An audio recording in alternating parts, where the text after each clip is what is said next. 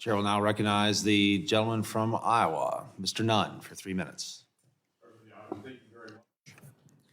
I want to thank the chair, Mr. Arrington, for his incredible leadership on this, as well as Ranking Member Boyle for providing a forum for non-budgetary members like myself to share our policy priorities for this jurisdiction.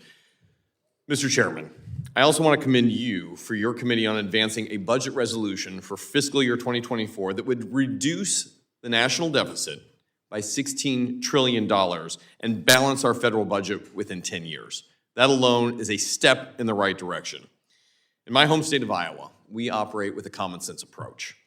Just like farmers, small businesses, families, we balance our budget and our checkbook at the end of every month, and so does my home state of Iowa every year when it comes to our budget. In fact, in the Iowa legislature, when I had the privilege to lead, we balance the budget each year when I served there. And it's something that I want to bring to DC, the Iowa model.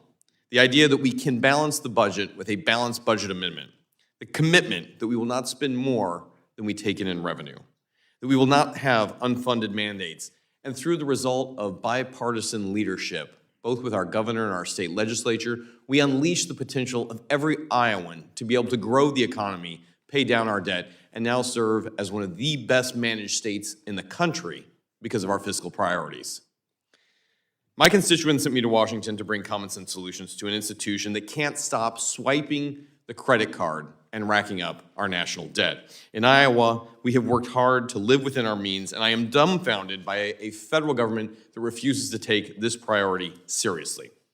While constituents must balance their checkbook to afford basic necessities, especially with an inflation rate at 19% increase since the pandemic, our federal government has failed to rein in federal spending. And I believe it's time to restore a sensible, functional government that works for the American people, not one that is irresponsible in using the taxpayers' hard-earned dollar. That's why in my first week of Congress, my very first bill was to introduce the Balanced Budget Amendment. This resolution would have prohibited the total outlay for fiscal years from exceeding our total receipts, i.e. more money coming in than going out. This resolution would also require the President to submit to Congress a balanced budget annually, not one bloated with partisan wish lists. Let's just look at the facts from the administration's proposal this year alone, Mr. Chair. Over the 10-year period, the President's budget would increase spending by $73 trillion with a T dollars, or 23% of our overall GDP, the highest sustained level in American history. It would increase taxes by $58 trillion, or 19%, also the highest in American history. The deficit under this proposal would also increase by $16 trillion over 10 years, or said a different way for our citizens back home, a $50,000 increase per American citizen.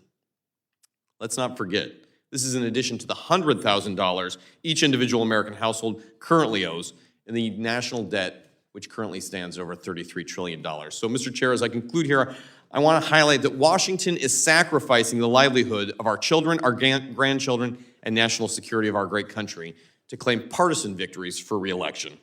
I urge my colleagues on both sides of the aisle of this committee to support each of the individual constituents' futures in my district and yours by making Washington fiscally sane. DC must live within its means. It must recognize that economic success comes from unleashing the hard work of Americans, and we must also recognize that DC's primary responsibility is to protect Americans' national security. And this truly is the greatest national security threat we face. Thank you, Mr. Chair, and thank you to the members of the committee. Thank you, Mr. Nunn. The chair